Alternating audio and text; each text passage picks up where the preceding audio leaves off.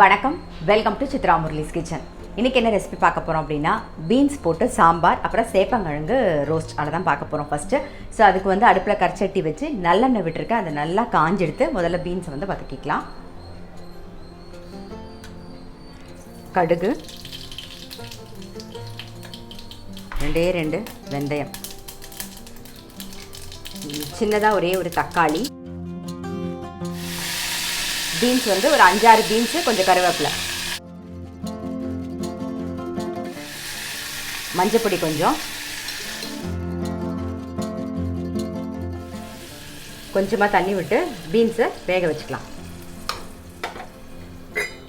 அதுக்குள்ளே இந்த பக்கம் வந்து கடாய் வச்சுருக்கோம், அதில் எண்ணெய் விட்டுருக்கேன். அதுவும் காஞ்செடுத்து கடுகு, கொஞ்சமாக உளுத்தம் பருப்பு, மஞ்சப்பொடி கொஞ்சம், சேப்பங்கிழங்கு நல்லா வேக வச்சு கட் பண்ணி வச்சுருக்கேன். அதுவும் கருவேப்பிலையும் சேர்க்குறேன்.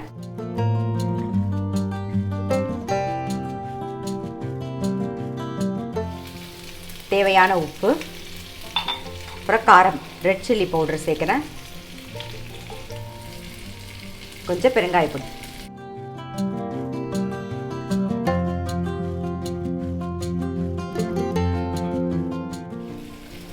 கொஞ்சம் அரிசி மாவு சேர்த்துக்கலாம். இது வந்து காய் வந்து ஒன்றோட ஒன்று ஒட்டாமல் தனித்தனியாக இருக்கும், கொஞ்சம் கிறிஸ்பியாக வரும், அதுக்காக தான்.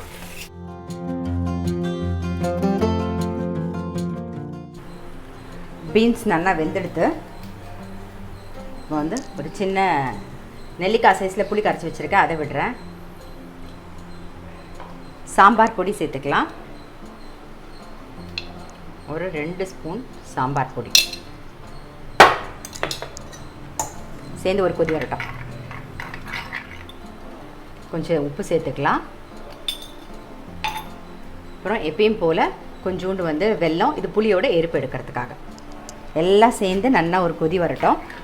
அதனால் இந்த கரண்டியில் ஒரு 1.5 கரண்டி தோரம்பருப்பு எடுத்துட்டு அதை வந்து மஞ்சள் பொடியும் பெருங்காயமும் சேர்த்து வேக வச்சு ரெடியாக எடுத்து வச்சுருக்கேன். புளி தண்ணி நல்லா கொதிச்சதுக்கப்புறம் இந்த பருப்பை வந்து சேர்த்துடலாம். சேப்பங்கிழங்கு ரோஸ்ட் வந்து ரெடி ஆகிடுது. ஸோ அதை எடுத்து வச்சுருவோம். எடுத்து வச்சுட்டு நம்ம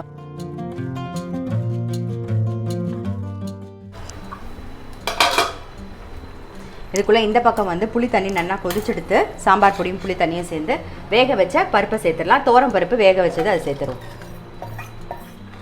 பருப்பு சேர்ந்தவுடனே ஒரு கொதி, அவ்வளோதான்.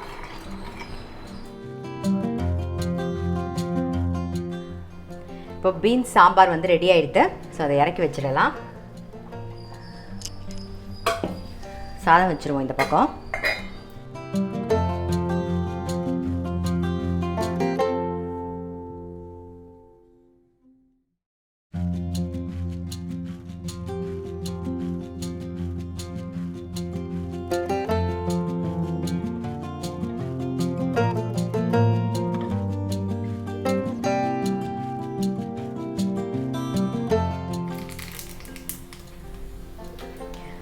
இன்றைக்கி ரெசிபி பார்த்துருப்பீங்க, பீன்ஸ் சாம்பார், அப்புறம் வந்து சேப்பங்கிழங்கு ஃப்ரை. ஆஸ் யூஷுவல் எப்பயும் பண்ணுறது தான்.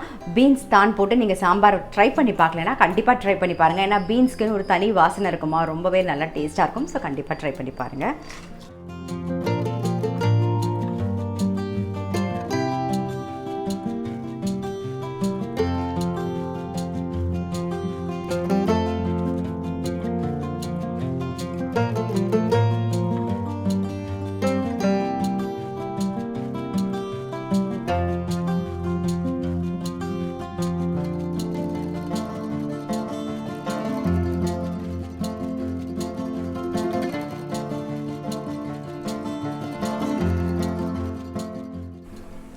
இப்போ அடுத்தது வந்து சப்பாத்திக்கு தொட்டுக்கிறதுக்கு பன்னீர் கிரேவி தான் பண்ண போகிறோம்.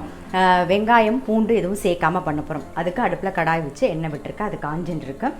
பாருங்கள், ஒரு 4 வரமிளகா, ஒரு சின்ன துண்டு இஞ்சி, முந்திரி பருப்பு ஒரு 10 முந்திரி பருப்பு, தக்காளி வந்து மீடியம் சைஸில் ஒரு 2 தக்காளி கட் பண்ணி வச்சுருக்கேன். முதல்ல இதெல்லாம் வதக்கி எடுத்து போனாமல், இஞ்சி வந்து ஒரு 1/4 இன்ச்சுக்கு இஞ்சி, முந்திரி பருப்பு,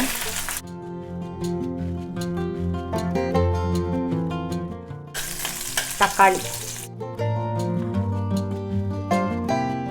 கொஞ்சம் உப்பு சேர்த்துக்கலாம்.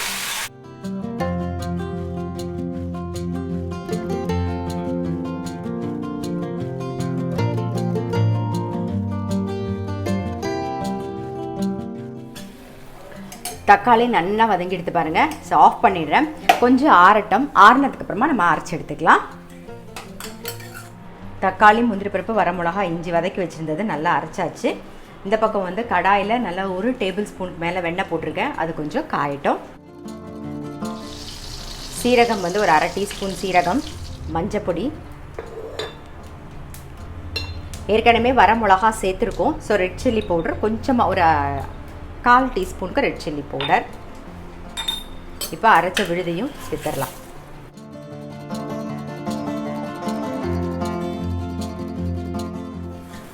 மிக்ஸி ஜார் அலம்பி அந்த தண்ணி விட்டுருவோம். நல்லா சேர்ந்து ஒரு கொதி வரட்டும். ஒரு 1/4 டீஸ்பூன் சர்க்கரை சேர்த்துக்கலாம்.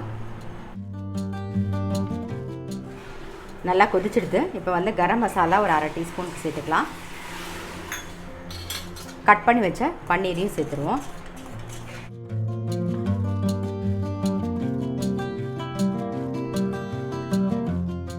காஞ்ச வெந்தய இலை,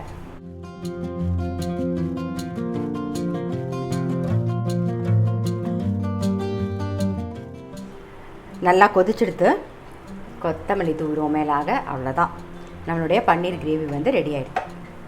இது வந்து சப்பாத்திக்கு தொட்டுக்கலாம், ரைஸ் அதாவது பாஸ்மதி அரிசி இருந்தால் சாதத்துலேயே அதையும் பிசைஞ்சு சாப்பிட்லாம். நீங்கள் ஃப்ரைட் ரைஸுக்கு தொட்டுக்கலாம், எதுக்கு வேணாலும் நல்லாயிருக்கும். ரொம்ப சிம்பிள் பட் நல்லா டேஸ்ட்டாக இருக்கும். கண்டிப்பாக ட்ரை பண்ணி பாருங்கள்.